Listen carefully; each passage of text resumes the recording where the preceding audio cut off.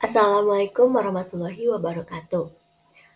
Perkenalkan, nama saya Afrina Farhati Naufan, NIM 122301007, jurusan Hukum Keluarga, semester 2, kelas A, Fakultas Syariah dan Hukum, Universitas Islam Negeri Sunan Gunung Jati, Bandung. Saya membuat video ini untuk memenuhi tugas ujian tengah semester mata kuliah Politik Hukum Islam dengan dosen pengampu Bapak Lutfi Fahrul Rizal, SSY, MH. Lanjut ke dalam apa yang akan saya bahas, yaitu mengenai materi-materi yang telah diberikan dan apa yang telah saya pahami. Dalam pertemuan pertama, yaitu merupakan pengenalan mata kuliah oleh Bapak dosen, membahas sedikit apa itu politik dan bagaimana kita akan belajar hal itu, dilihat dalam RPS yang telah diberikan. Lalu, menurut pendapat saya, mengapa saya harus belajar dan mengerti tentang mata kuliah ini? Sebab dalam jurusan saya, politik hukum Islam ini akan berguna untuk studi saya. Karena saya dapat mengenal berbagai hal tentang politik hukum Islam itu sendiri. Dan harapan saya, dengan belajar politik hukum Islam dapat bermanfaat bagi saya dan direalisasikan kepada masyarakat. Lalu, di pertemuan kedua, yaitu membahas tentang definisi politik hukum. Politik hukum dalam bahasa Belanda yaitu berasal dari kata rechtspolitik, recht artinya hukum dan politik artinya blade atau polisi atau kebijakan. Lalu di dalam kebijakan itu sendiri ada rangkaian konsep, asas, garis besar, dan dasar rencana. Lalu menurut Tengku Muhammad Radi mengatakan kebijakan terdiri atas penyelenggaraan negara, harus mendasar, terarah, bagaimana bentuknya, dan bagaimana isi hukumnya. Lalu menurut Padmo Wahjono mengatakan politik hukum itu ius constituendum. Lalu ada beberapa pendapat juga dari Satcipto Raharjo, Eljevan Apeldoorn, dan Surjono Sukanto. Lalu selanjutnya membahas tentang ruang lingkup, yaitu yang satu, bagaimana nilai-nilai dari aspirasi perdebatan dan bagaimana perumusan nilai-nilai dengan aspirasi. Yang kedua, bagaimana penyelenggaraan negara berwenang yang memutuskan dan menetapkan politik hukum. Yang ketiga, peraturan perundang-undangan. Keempat, faktor-faktor politik hukum. Dan yang kelima yaitu pelaksanaan politik hukum. Lalu pembahasan selanjutnya yaitu beberapa batasan dalam politik hukum. Yang pertama ada ruang gerak politik hukum suatu negara. Yang kedua, politik hukum kekuasaan dan warga masyarakat. Yang ketiga, lembaga-lembaga yang berwenang. Dan kita dapat mengetahui bahwa hubungan politik hukum dengan ilmu dapat diklasifikasikan, yaitu ada ilmu hukum, hukum tata negara, hukum administrasi negara, ilmu politik, dan ilmu ekonomi. Di akhir pembahasan, di dalam materi terdapat uraian bahwasannya pengetahuan adalah apa yang kita ketahui melalui panca indera kita. Sedangkan ilmu adalah pengetahuan yang sistematis. Sistematis di sini itu maksudnya yaitu berdasarkan filsafat ilmu, ada 3 indikator yang harus dipenuhi oleh sebuah pengetahuan agar bisa disebut ilmu. Yang pertama, ada aspek ontologis, yaitu pengetahuan dapat didefinisikan atau dapat dimaknai, yang artinya harus bisa diartikan. Yang kedua yaitu aspek epistemologis, yang artinya pengetahuan tersebut harus memiliki metode atau pendekatan dalam pembelajaran atau aktivitas keilmuannya. Dan yang terakhir yaitu ketiga, aspek asiologis, yaitu kemanfaatan atau kegunaan. Maksudnya dalam pengetahuan tersebut harus berguna atau memiliki manfaat. Dalam 3 aspek tersebut haruslah dimiliki oleh pengetahuan agar dapat ditingkatkan menjadi sebuah ilmu. Jika tidak, maka hal itu tidak bisa dikatakan menjadi ilmu.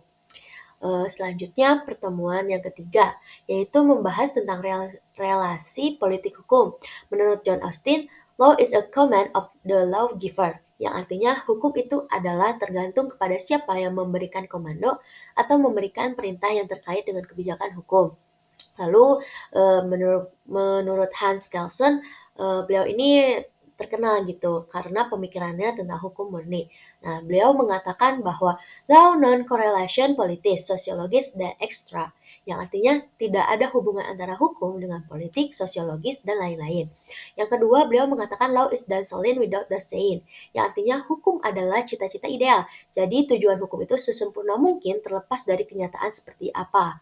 Selanjutnya menurut Stoffen teoris yaitu hierarki atau Grundnorm, yang artinya lebih baik menitik beratkan kepada tata urutan perundang-undangan, maka beliau berpendapat bahwa sebuah hukum lebih rendah tidak boleh bertentangan daripada hukum yang lebih tinggi derajatnya.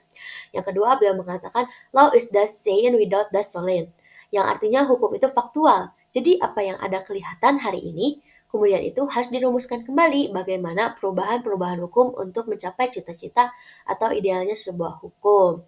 Selanjutnya, menurut Daniel Lev, yaitu politik dominate law, yang artinya seolah-olah hukum itu di bawah supremasi politik. Jadi politik yang memegang penuh kendali terhadap hukum.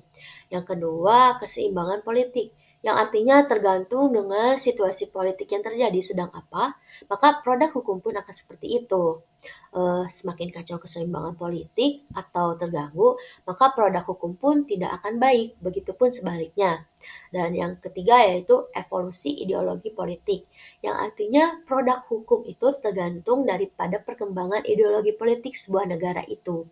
Dan yang keempat yaitu sosial ekonomi, yang artinya hukum tergantung dengan sosial dan ekonomi negara tersebut. Selanjutnya menurut H.L.A. Hart, yaitu Command of Human Being, yang artinya sebuah hukum itu tergantung sebuah pemerintah atau penguasa yang memiliki kekuasaan pada suatu negara. Yang kedua, beliau mengatakan law non-correlation politis, sosiologis ekstra, hampir mirip dengan pendapat yang tadi ya, yang artinya hukum tidak memiliki hubungan dengan politik atau sosiologis dan lain-lainnya. Lalu menurut Lord Acton, relasi dan politik hukum mempengaruhi tiga hal, yaitu the content of the law, the structure of the law, dan the culture of the law. Seperti itu. Lalu menurut Meriam Budiarjo, kekuasaan politik adalah kemampuan mempengaruhi kebijaksanaan umum dari kata polis sama dengan hukum tertulis atau perundang-undangan. Dan terakhir yaitu simbiosis mutualisme atau hubungan integrasi, yang dimana di antara hukum dengan politik saling terkait, atau hukum dengan politik atau sebaliknya saling membutuhkan. Nah, hubungan ini itu termasuk hubungan integrasi yang diyakini terjadi check and blend atau simbiosis mutualisme. Ini maksudnya tidak ada yang mendominasi dan tidak ada yang saling mengalah. Kedua-duanya saling membutuhkan dan saling terkait untuk mencapai sebuah tujuan yang disebut dengan das solent atau hukum ideal di sebuah negara. Seperti itu. Lalu pertemuan keempat membahas tentang sejarah politik hukum. Dalam materi itu Bapak bilang bahwasanya ketika kita berbicara tentang sejarah, artinya mau tidak mau kita harus mencari tahu latar belakang, kapan, di mana, dan siapa yang menggagas disiplin ilmu ini untuk bertambah valid. Lalu maka dari itu latar belakangnya ada politik hukum menurut Imam Syaukani dan Ahsim Tohari ialah politik hukum merupakan disiplin ilmu yang ada dari ketidakpuasan kepada penemuan hukum yang selama ini digunakan. Nah, dan sejarah politik hukum ini memiliki dua pendapat, yaitu implisit dan eksplisit.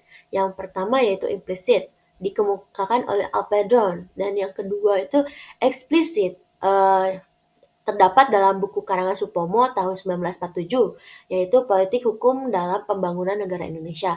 Lalu ada dalam menurut Lemaitre tahun 1952, terus Belfroid 1953 yang bukunya Das Res Politik Ius Constitutum menuju Ius Constituendum, Utrecht 1961 dan Generasi Baru. Lalu dengan begitu menurut Sancipto Raharjo ya bahwasannya penegakan hukum pada hakikatnya merupakan penegakan ide-ide atau konsep-konsep tentang keadilan, kebenaran, kemanfaatan sosial, dan sebagainya. Lalu yang kedua adalah hukum dianggap independen dan otonom. Dan yang ketiga itu yaitu hukum harus mengikuti zaman, seperti itu. Kemudian pertemuan kelima kita membahas tentang politik hukum Islam. Politik hukum Islam dapat disebut sebagai as-siyasah asy-syariah Asyariah yang menurut ulama Ibnu Taimiyah dalam bukunya As-Siyasah Syariah dan juga Al-Maslahah Al-Mursalah Pengaturan Non-Syara. Beliau mempunyai 4 pandangan tentang hukum Islam, yaitu pertama, kosmopolitanisme, yaitu Islam sebagai kebenaran haruslah menjadi kebaikan bagi seluruh alam. Yang kedua, doktrin kekhalifahan, yaitu anti perbuatan syirik atau bid'ah. Yang ketiga, menurut institusi negara, yaitu sebagai pengelola umat. Dan yang keempat, yaitu kepemimpinan atau teokrasi atau keadilan. Adapun prinsip hukum Islam menurut Profesor Juhaya S. Praja, yaitu tauhid, keadilan, amar ma'ruf nahi munkar, kebebasan, persamaan, at-ta'awun, toleransi, dan kebebasan. Adapun beberapa asas hukum Islam yaitu ada azas nafyul haraji, azas qilatul taklif, azas tadaruj, azas kemuslahatan manusia, azas keadilan, azas estetika, azas urf, dan azas syara menjadi zaliyah Islam. Dapat disimpulkan pula bahwasannya keberadaan hukum haruslah menjadi atau dapat mewujudkan ketentraman, dan hukum tersebut harus memiliki tujuan untuk menegakkan keadilan. Selanjutnya, pertemuan ke-6 membahas tentang sifat hukum sebagai objek kajian politik hukum part 1. Perlu diingatkan kembali bahwasannya hukum dan politik merupakan dua hal yang saling terkait dan saling mempengaruhi satu sama lain. Ketika terjadi relasi antara politik dan hukum, maka timbullah sifat-sifat yang melekat pada hukum itu sendiri. Sebagai objek kajian politik hukum, sifat hukum sebagai suatu sistem norma dan aturan dapat memberikan pengaruh terhadap tatanan sosial dan politik.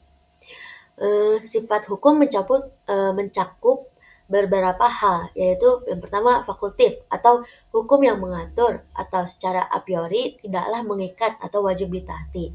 Yang kedua yaitu imperatif atau hukum yang memaksa atau bisa dikatakan konkret harus ditaati.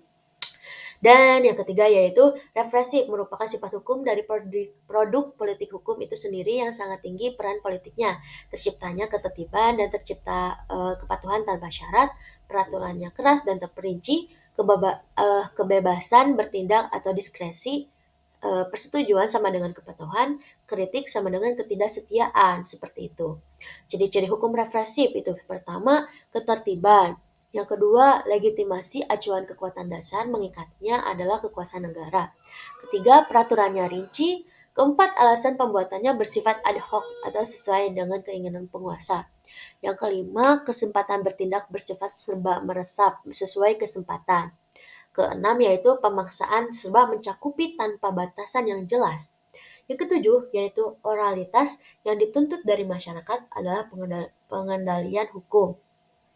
Dan yang kedelapan yaitu kekuasaan menempati posisi di atas hukum. Kesembilan, kepatuhan masyarakat harus tanpa syarat. Kesepuluh, partisipasi masyarakat diizinkan lewat penundukan. Dan yang selanjutnya pertemuan terakhir atau ketujuh yaitu membahas tentang sifat hukum sebagai objek kajian politik hukum part 2. Di dalam video kali ini dijelaskan ada sifat hukum yang lainnya, yaitu 3 sifat hukum. Yang pertama, progresif, yaitu mengikuti perkembangan aspirasi masyarakat, memihak kepada kepentingan rakyat demi kepentingan keadilan, lalu mengantarkan manusia kepada kesejahteraan dan kebahagiaan. Bergerak dalam proses perubahan atau law as a process atau law in the making. Lalu menekankan kehidupan yang lebih baik, mendorong peran publik, membangun negara hukum yang berhati nurani. Seperti itu. Dan yang kedua yaitu otonom, yang dimana keabsahan berdasarkan prosedur yang benar, dibuat teliti dengan ikatan penuh, diskresi dibatasi, lalu penyerahan wewenang secara sempit sehingga pemaksaan dapat dilakukan. Lalu partisipasi masyarakat dibatasi prosedur yang mapan. Selanjutnya yang ketiga yaitu responsif, di mana di bawah ajas hukum dan kebijakan atau polisi. Lalu mewujudkan keadilan yang substantif, diskresi diperluas, menghindari pemaksaan. Seperti itu. Mungkin yang dapat saya sampaikan seperti itu. Mohon maaf bila ada kesalahan dari kata. Eh, Terima kasih sebelumnya.